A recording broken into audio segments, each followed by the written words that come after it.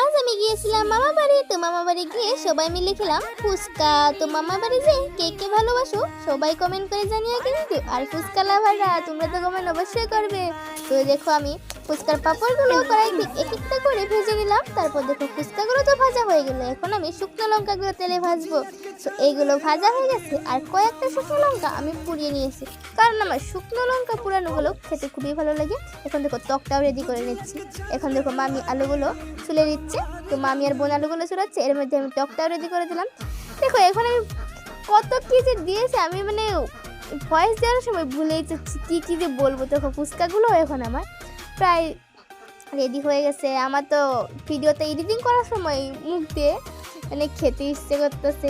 তো তোমরাও কে কে ফুচকা খেয়ে ভালোবাসো অবশ্যই কমেন্ট করে জানিও। দেখো এখন আমি ফুচকাগুলো এক একটা করে রেডি করে নিচ্ছি আর খেচ্ছি তো করে তোমরাও কিন্তু